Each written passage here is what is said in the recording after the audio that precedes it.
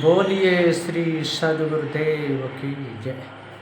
सदगुरु श्री कबीर साहेब की जय। विश्व वंदनीय संत सम्राट बंदी छोर सदगुरु श्री कबीर साहब जी, मेरे हृदय मंदिर के आराध्य परम पूज्य सदगुरु श्री महान साहब जी, पूजा के योग सभी संत समाज, मैं चरण कमलम में सिर झुका के तेरे बार बंदी करता हूँ।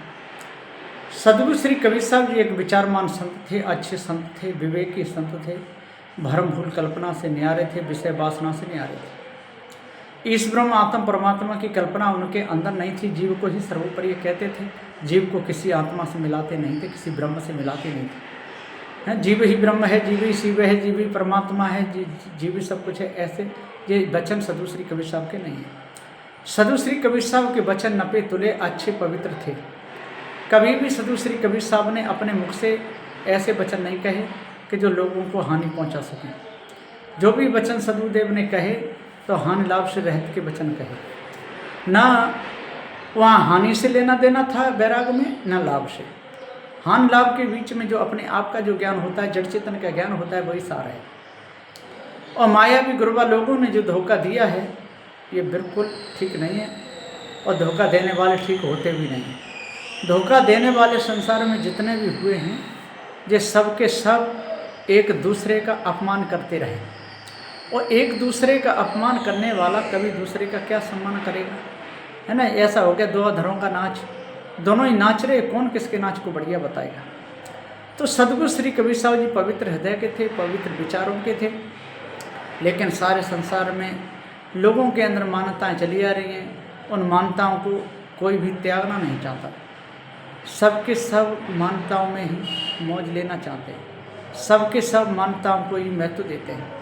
और कैसी कैसी मान्यता है कि एक जगह कहीं भंडारा हुआ और भंडारे में भात बना, और भात बना बना करके ढेर लगा दिया, उसमें कहीं से आए कि बिल्ली मर गई। फिर एक पंडित बुलाए कि महाराज इसमें तो बिल्ली मर गई, अब क्या करें।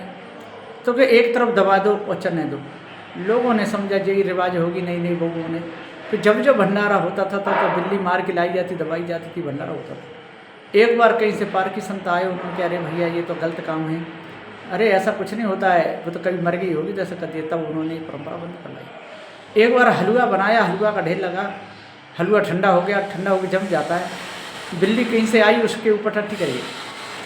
अब क्या करें, हलवा बिगड़ गया, हलवा बिगड़ गया। तो फिर बुलाए वही लाल भुजक्कर, बुलाए लाल भुजक्कर देखे, बोले लाल भुजक्कर बूझ के और न बूझे कोई, और लाव फामड़ो जल्दी से गबड़ दे उसको कोई। फामड़ो लेकर के सारी बिल्ली की उस हलवा में गबड़ दी और चला दी। सब निकाले, बहुत अच्छी बनी, बहुत अच्छी बनी, बहुत अच्छी। सदगुरुदेव जी पुकार के समझाते हुए कहते हैं कि सारे संसार के लोग इसी भास में डूबे, इसी भूल में डूबे। और जब तक इस भूल में डूबे रहेंगे, जिस कल्पना में डूबे रहेंगे, इस मानंदी में डूबे रहेंगे, जब तक सत्य निर्णय को नहीं जानेंगे, भरम भूल कल्पनाओं को अपने अंदर से नहीं निकालेंगे, तब तक ऐसे ही जीवन बीतता रहेगा। इसलिए हे सज्जनों, ज्ञानियों, विद्वानों, 4 वेद 6 7 18 प्राणों के ज्ञाताओं, जपी तपी सन्यासियों, तंत्र मंत्र जादू टोना फंसने वाले हो, भूचोड़े डाके सांखने को मानने वाले हो, यदि आप अपने वचनों को आप नहीं सुधारोगे, अपनी वाणी को नहीं सुधारोगे, अपने कर्मों को नहीं सुधारोगे, अंडा मांस मछलियाँ खाते रहोगे, धोखे में जीवन आपका चला जाएगा। मिलेगा क्या? आपको कुछ भी नहीं मिलेगा। इसलिए जल्दी से जल्दी अपने आप को जाने, भूल को अपने अंदर से त्यागे। और जब भूल आपके अंदर से निकल जाएगी, सभी प्रकार की कालमा आपके अंदर से निकल जाएगी, मानवता आपके अंदर से आएगी, तब आपको सदगुरु श्री कबीर साहब की वाणी समझ में आएगी। और सदगुरु श्री कबीर साहब की वाणी को जब आप समझ लोगे और भूल आप अपने अंदर से निकाल दोगे, तो आपके अंदर से पूरा का पूरा भ्रम कट जाएगा। और जब तक आप भूल को नहीं निकाल पाओगे, तो आपके अंदर से भ्रम नहीं कटेगा। आप भ्रम में ही सारे जीवन को हार जाओगे, है ना। पत्थर पूजोगे, पानी पूजोगे, लकड़ी की मूर्ति बना बना के पूजोगे, पत्थर की मूर्तियाँ बना बना के पूजोगे, अपने ऊपर इस ब्रह्म आत्म परमात्मा को मानते रहोगे, निस्सर्ग को आप भूल जाओगे, वेदांत को पारक सिद्धांत से मिलाते रहोगे। आपको पता ही नहीं चलेगा कि वेदांत मत क्या है और पारक सिद्धांत क्या है। इसलिए हे सज्जनों, ज्ञानी, विद्वानों, 4 वेद 6 7 18 पुराणों के ज्ञाताओं, अपने आप को जानो और भूल को अपने अंदर से बिल्कुल दूर कर दो। और जिस समय भूल को अपने अंदर से निकाल दोगे, तो आपके अंदर से कालमा सारी मिट जाएगी और आप निस्वरूप का आपको ज्ञान हो जाएगा। जड़ और चेतन दो ही पदार्थ हैं, तीसरा और कोई नहीं। ये भेद सदगुरु श्री कबीर साहब जाने और कोई जान नहीं पाया। इसलिए आज पार की संतों की बात मान के भ्रम को जड़मूल से त्याग दो। मैं सभी पार की संत गुरुजनों के चरणों में सिर झुका के त्रिवार बंदी करता हूँ।